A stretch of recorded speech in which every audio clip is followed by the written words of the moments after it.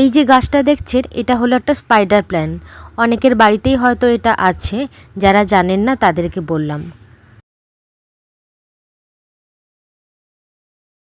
আর এটা হলো সবার পরিচিত মানি প্ল্যান্টের গাছ। আর তার পরেরটা হলো একটা গোলাপি কালারের গুচ্ছ জবা।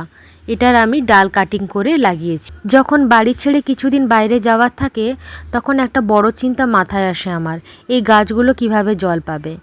এই গরমে যেখানে তাপমাত্রা 40-এর ওপরে, মানুষের অবস্থা যেখানে হাঁসফাঁস, তখন এইটুকু টবের মাটিতে গাছগুলো কিভাবে বেঁচে থাকবে গরমের সাথে লড়াই করে।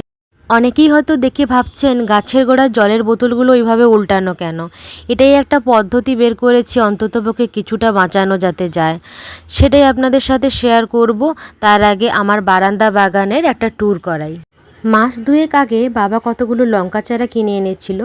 আমি দুটো এনেছিলাম আমার ছোট্ট বারান্দা বাগানে লাগাবো বলে, কিন্তু সত্যি অবাক হয়ে গিয়েছি গাছগুলোকে দেখে। লঙ্কা গাছের এত ভালো ফলন আমার হাতে এর আগে কখনো হয়নি। এক মুঠো করে তুলছি, আবার কয়েকদিন পরপরই হয়ে যাচ্ছে। এটা একটা সূর্যমুখী লঙ্কার গাছ, ঝালও বেশ ভালোই। বিশেষ কিছু যত্ন লাগেনি, একটু জল আর একটু রোদ হলেই হলো। এই গাছটার উচ্চতা তো প্রায় আমারই সমান।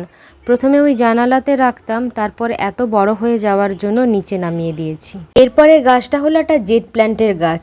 ছোট্ট একটা ডাল লাগিয়েছিলাম, সেখান থেকে এত বড় একটা ঝাঁকড়া গাছ হয়ে গিয়েছে। এই গাছ ডাল থেকে অতি সহজেই হয়ে যায়। এরপরে আছে নিচে কতগুলো দেশি নয়নতারার গাছ, যেগুলো তো সবাই জানে যে বীজ থেকে ডাল থেকে অনায়াসেই হয়ে যায়। পাশে একটা লাল রঙের যে নয়নতারা গাছ রয়েছে ওটা হাইব্রিড। অতিরিক্ত গরমের কারণে একটা ডাল শুকিয়ে গিয়েছে। এরপরে গরম আর বর্ষার একটা ফুল গাছ, বেল ফুলের গাছ। আমি এটা কিনেছিলাম গালিফ স্ট্রিট থেকে 30 টাকা দিয়ে, ঠিক আগের বছর এই সময়টায়। এরপর আসি একটি গোলাপি রঙের রঙ্গন ফুলের গাছ। এটাও গালিফ স্ট্রিট থেকে নিয়েছিলাম, 40 থেকে 50 টাকা দাম। এটা তো সবার পরিচিত করবী ফুলের গাছ। এই গাছটা আমি ডাল থেকেই তৈরি করেছি। এই গাছ ডাল থেকেই ইজিলি তৈরি হয়ে যায়। এই প্রথম ফুটলো ফুল। এই লাল দেশি জবার গাছটা গত বছর কিনেছিলাম গালিফ স্ট্রিট থেকেই 50 টাকা দিয়ে। আর এই অপরাজিতা গাছগুলো বীজ থেকেই তৈরি করেছি।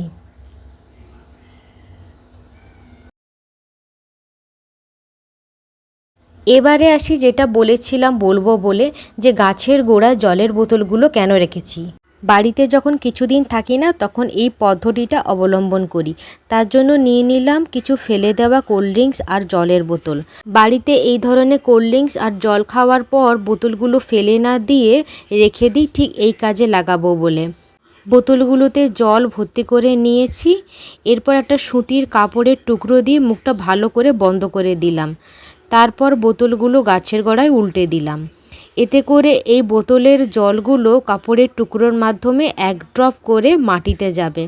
অন্ততপক্ষে পুরোপুরি না হোক, কিছুটা অন্তত মাটিটা ভেজা থাকবে। বোতলের ওপরে বুদবুদ হচ্ছে মানে জল পাস করছে। এইভাবে 3 থেকে 4 দিন চিন্তা থাকবে না। জলের বোতলগুলো যদি আরও বড় হয় সেক্ষেত্রে বেশি জলে আরও কিছুটা দিন কেটে যাবে। এইভাবেই প্রতিটা গাছের গোড়ায় বোতলগুলো তৈরি করে উল্টে দেব। আমার এই ট্রিক্সটি আপনাদের কেমন লাগলো তা জানাবেন। আর আপনাদের অন্য কোনো পন্থা জানা থাকলে সেটিও কমেন্ট বক্সের মাধ্যমে জানাতে ভুলবেন না।